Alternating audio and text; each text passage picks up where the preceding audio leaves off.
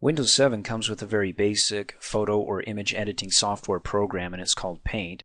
So any photos or images that you have on your computer, for example, I have this one of a child sitting at a computer, I can go ahead and edit it, like cut some of it off, crop it, or add text to it. If I'm doing some electronic scrapbook, I can go ahead and type in, "This is my son, age 4, at the computer," and the date that the photo was taken.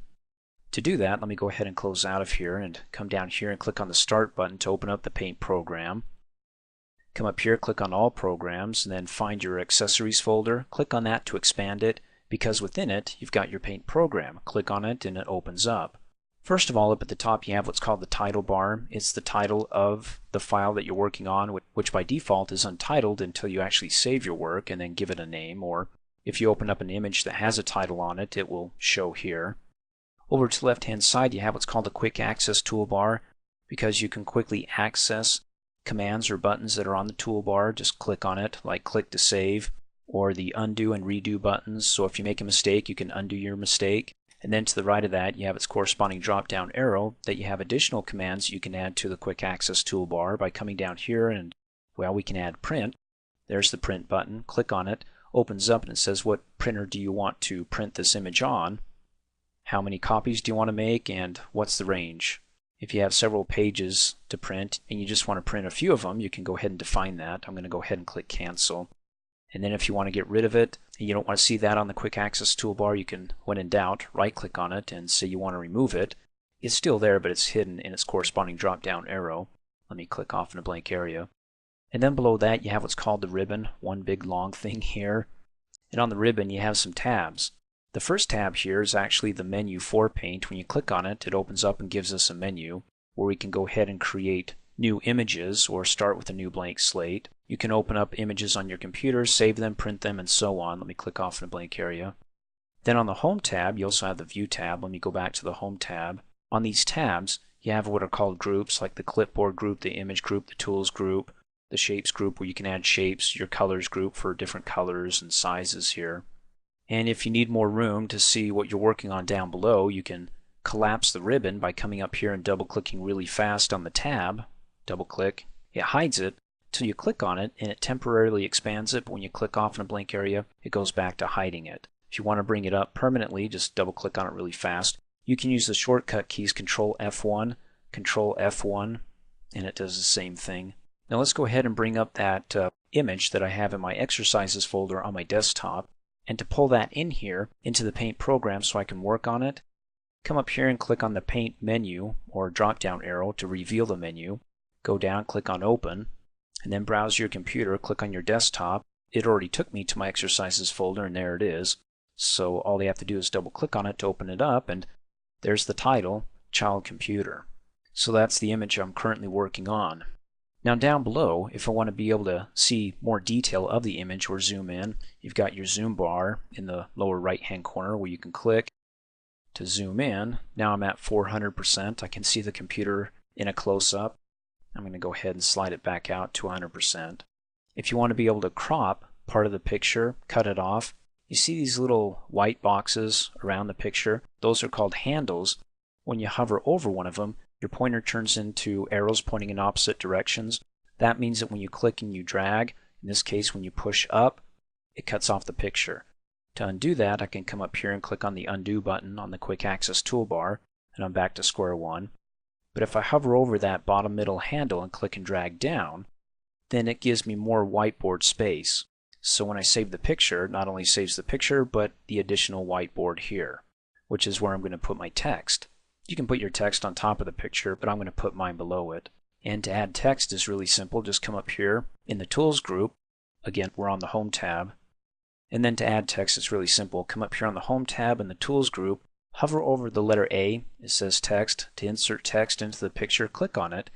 And then come down here, and you got your little I-beam there.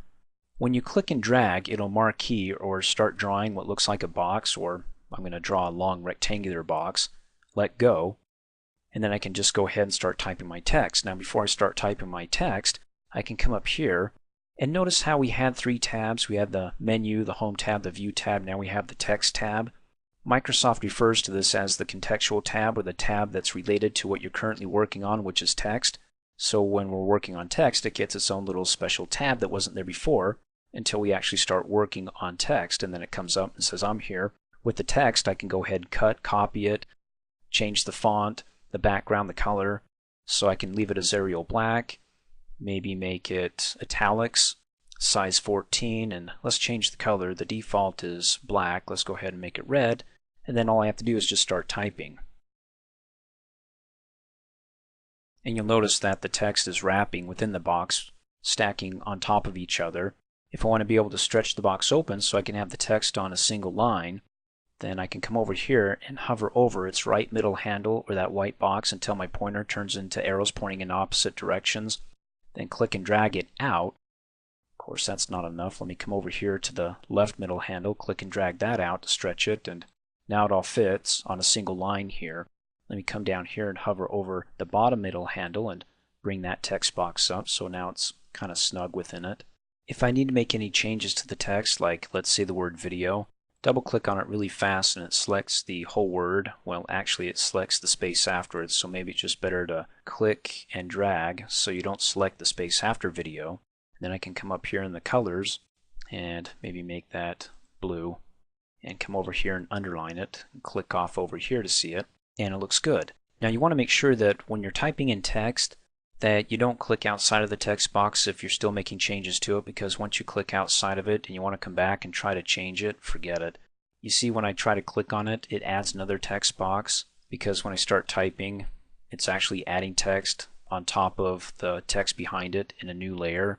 I don't want it to do that. So I come here and you see my pointer turning into arrows pointing in all four directions. If I hover over the border while I'm still working on the text, again, don't click off of it, otherwise you'll lose it. But when I hover over it, I can click and drag the text box and move it around and put it wherever I want, and then just make sure that you do everything that you need to do within that text box and don't click outside of it, because once you do, well, you're toast unless you want to come up here and hit the undo.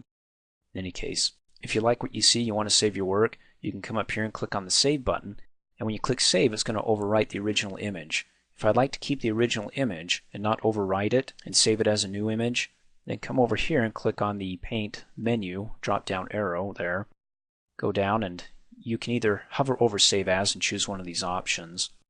Again, PNG is high quality, it's a smaller file size.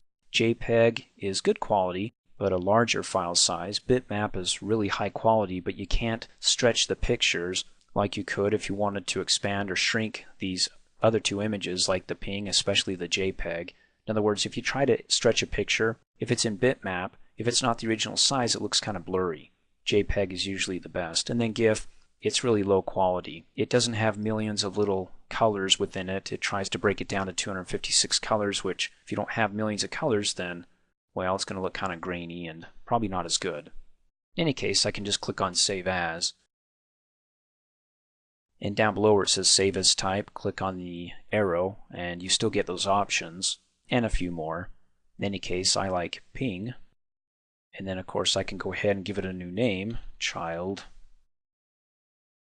So remember, whenever you do a Save As, it's going to ask you two questions. It's going to ask, where do you want to put this and what's the name? We gave it a name. Where do we want to dump this? In the same folder, Exercises. Click Save, and that's it. Now all I have to do is go ahead and close out of the program here, come to my Exercises folder that's on my desktop, and there it is, Child Learning Computer. Double click on it to open it up, and yay, I got some text. Thanks for watching. Hey, as a quick reminder, if you like my video, please give it a thumbs up. You can also click on me and subscribe to my channel, get notified of the latest videos, and for only $2 a month, you can have access to all my Microsoft Office training videos.